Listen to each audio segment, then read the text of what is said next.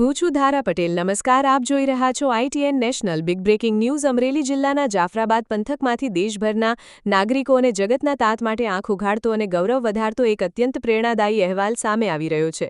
જાફરાબાદ તાલુકાના લોર ગામના ખેડૂતોએ પરસ્પર એકતા અને ભાઈચારાની એક એવી અનોખી મિસાલ દેશ સામે રજૂ કરી છે જેણે આખા ગુજરાતનું દિલ જીતી લીધું છે. દર ચોમાસે એભલવડ ડેમના પાણી ભરાઈ જવાના કારણે ગામનો મુખ્ય સીમ માર્ગ કાયમ માટે બંધ થઈ જતો હતો, જેના કારણે ખેડૂતોને પોતાના જ ખેતરે જવા માટે પૂરા 10 થી 12 કિલોમીટરનો મસમોટો ફેરો ખાવો પડતો હતો. બિલકુલ ધારા, આ રોજબરોજની હાલાકી અને મોટી મુશ્કેલીમાંથી બચવા માટે લોર ગામના 35 થી 40 જેટલા ખેડૂતોએ કોઈપણ સરકારી સહાય કે વળતર વિના પરસ્પર સહમતિ સાધીને એકબીજાના કિંમતી ખેતરોની વચ્ચોવચ્ચથી સીધો જ નવો રસ્તો આપી દીધો છે.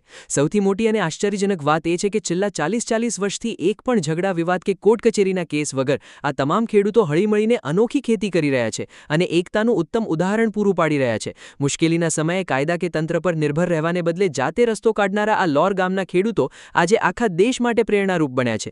જાફરાબાદથી અમારા સિનિયર રિપોર્ટર બાબુભાઈ વાઢેલના ખાસ ગ્રાઉન્ડ રિપોર્ટ સાથે ITN નેશનલ, ગુજરાત. મારું નામ ધીરુભાઈ નાથાભાઈ કળસરિયા, ગામ લોર.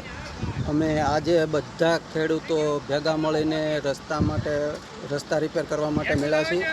જે વાત એવી છે કે અમારા ગામમાં 40 વર્ષ પહેલાં જે ડેમ બંધાણો જે એભલવડ ગામનો ગણાય છે અને એનું પાણીનો ભરાવો બધો જ લોર ગામમાં આવે છે.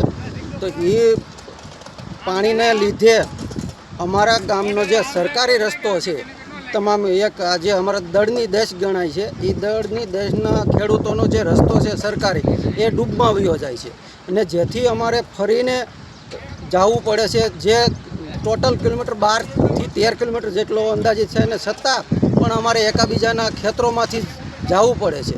તો આજે અમે બધા ખેડૂતો ભેગા મળી અને જે અમારા ગામના ખેડૂતો છે અમારી દેશના એ ખેડૂતો બધા એક પરિવારની જેમ એકબીજાને ખેતરોની અંદર રસ્તા આપી અને એકબીજાનો બધા જ મળીને એકબીજાના ખેતરોમાંથી હાલીને પોતાની વાડીએ વાવણી કે નેદણી તો કોઈ પણ કામ કરવા જાય તો બધા ખેડૂતો સંપીને એકબીજાનો સાથ સહકારથી અમે બધા જઈએ છીએ.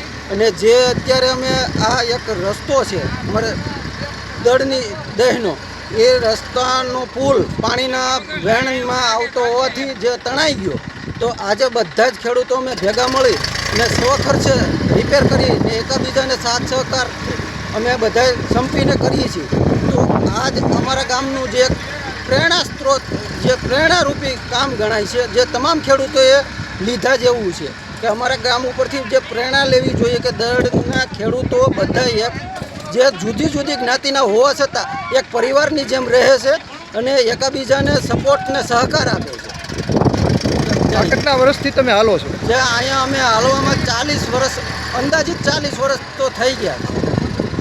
જે આ તમામ ખેડૂતો એકબીજાના ખેતરોમાંથી રસ્તા આપે છે અને બધાને સાથ સહકાર આપે છે.